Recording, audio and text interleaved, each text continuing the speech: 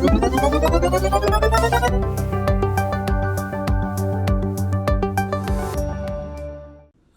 the past couple of weeks, we've had not a lot of activity actually in the wheat markets. So we had a USDA report on the 9th of December, which basically told us nothing other than the Australian crops big and getting bigger.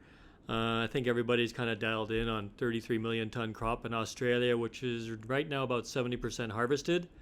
Otherwise, it's been holiday doldrums. Maybe the most activity has come from the U.S. Federal Reserve increasing interest rates in the U.S. and sort of, signaling that they might increase the interest rates 2 or 3 times next year and the year after.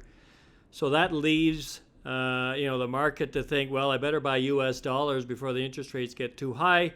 U.S. dollar gets stronger and a U.S. dollar commodity like wheat goes down. But we've been in a pretty narrow range. Minneapolis has been 5.25 to 5.50. Well, not even 5.50 just yet. And you'll note that Minneapolis is flat to inverted a little bit, which suggests, there's a bit of a shortage of protein crops. And so we'll probably see a bid under Minneapolis for the balance of the crop year. Chicago, Kansas City, they'll continue to struggle under, the weight of the wheat around the world.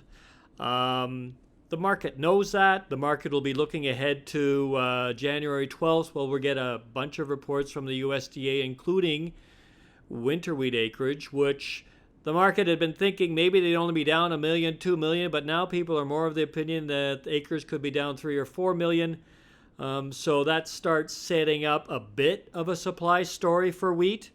Let's not get ahead of ourselves. There's still a lot of wheat in the world, and we got to chew through some really big crops in order to really get the wheat market going. But, when you talk $4 in KC, $4 in Chicago, five and a quarter in Minneapolis, we just don't see a lot of downside from those levels. And when you get markets that are as quiet as they are, there's an old adage that says you don't sell a quiet market, because some sort of weird weather thing can come along at any point in time.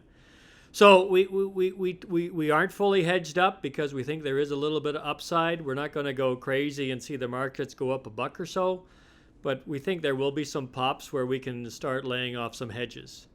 We're also down to the last day or so of ProPricing for the coming 2017 crop year.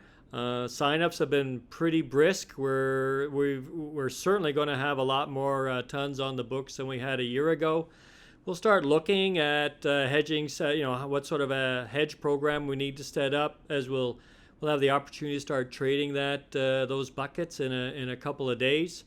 In the meantime, there's no rush to sell stuff. But I think, some of the, in particular KC, which has a big carry in it, we might look to hedge up just a little bit of it when we get going towards the end of the week. In the meantime, thanks to all that have signed up ProPricing so far. And for everybody out there this holiday season, best of the season to you, and have a safe and happy New Year.